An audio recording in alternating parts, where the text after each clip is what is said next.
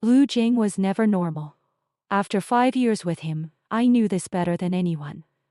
So, when Lin Yu, the new intern, stood before him with red-rimmed eyes, saying she wanted to save him from the wounds of his childhood, alarm bells went off in my head.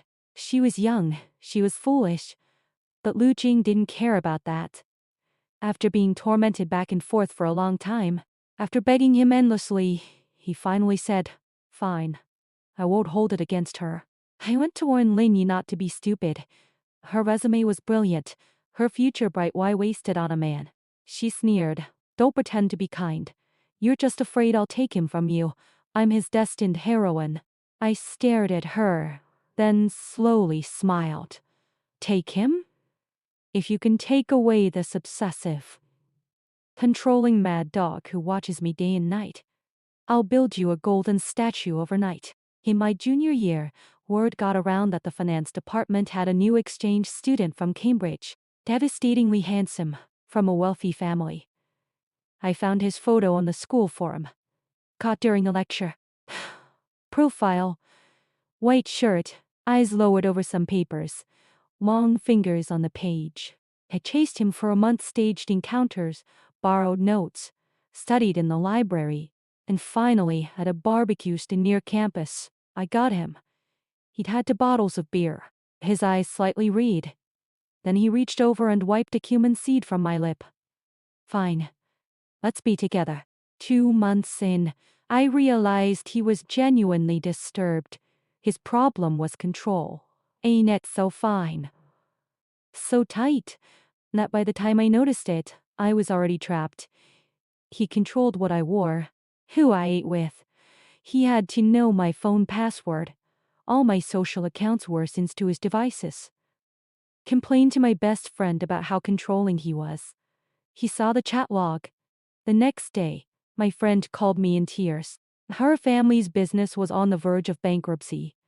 I confronted him. He leaned back in his office chair, a faint smile on his lips. "Keep chatting with people. It's fine. For everyone you talk to, I'll deal with one." Why didn't I break up with him? I've asked myself that for 5 years. Maybe because he's too smart. Every time I thought about leaving, he sensed it, and with surgical precision, he cut off my escape. Sometimes gentle. He'd care for me all night when I was sick. Sometimes harsh when I tried to end it. He locked me in the house and took away my phone. I fought back. I sent out applications and passed 3 rounds of interviews. The day before my start date, HR called, apologetic, saying the position was canceled. I later found out he bought the entire company. Then Lin Yu arrived. She had a flawless resume, and before she even started, she'd noticed him. PR had done a glossy feature on him, painting him as a wounded hero, a solitary entrepreneur who had clawed his way up from darkness. Lin Yu was his most fervent believer. At the welcome meeting, she looked directly at him and said, "Some people are worth finding.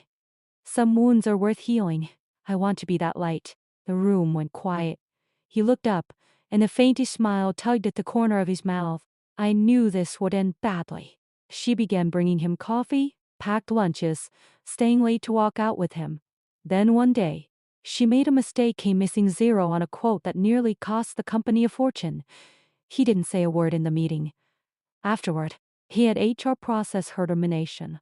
She ran into his office crying, saying she knew he'd suffered, that she could heal him. He said nothing. My intercom buzzed. "Send legal up." I stopped him from signing the legal action. It took everything: soft words, hard bargains, sweet and sour. He tormented me for a while, then finally relented. "Fine, I'll let it go." I went to Lin Yu. I tried to warn her. I even told her my own story. She sneered. "Spare me your kindness.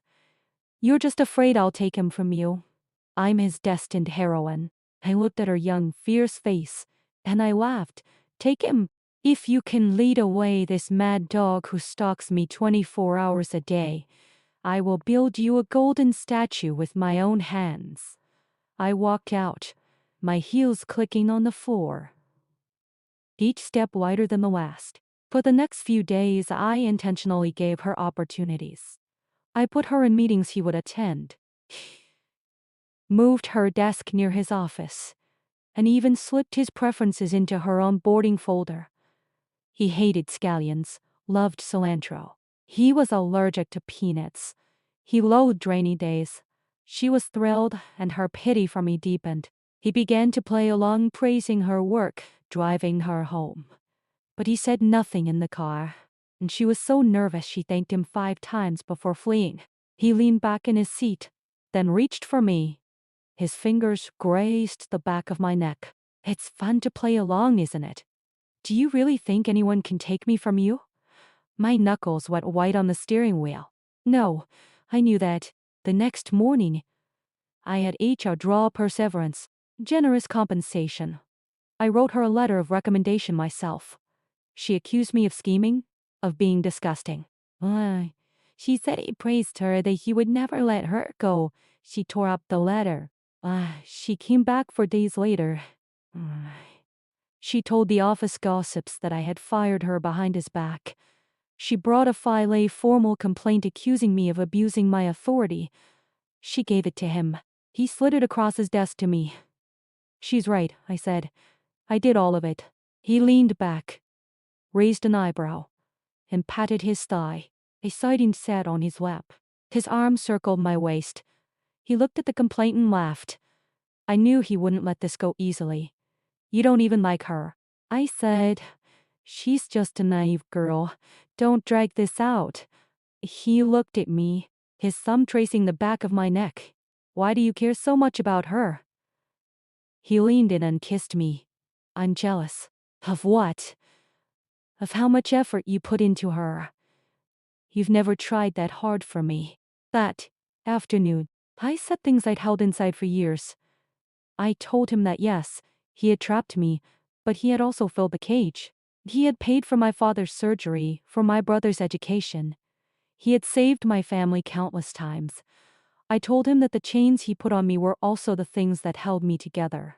And that maybe, just maybe, the reason I couldn't leave him was the same reason he couldn't leave me. His arms tightened around me, and he rested his chin on my shoulder. Was that sincere? He asked. Or were you just trying to appease me? I laughed. A little of both. After 5 years, do you expect me to know the difference? He turned my face toward his, looked at me for a long moment, and said only, it's enough. I don't know where Linyu went. I heard she found a good job in another city. She probably still hates me. That's fine. It's easier to hate someone than to love them. I hope that helps her move on, because I have to admit I never really wanted to leave. Not in the end. He had given me so much, not just money, but a kind of warped, obsessive protection that I had come to depend on. The caged door was open. I chose not to fly.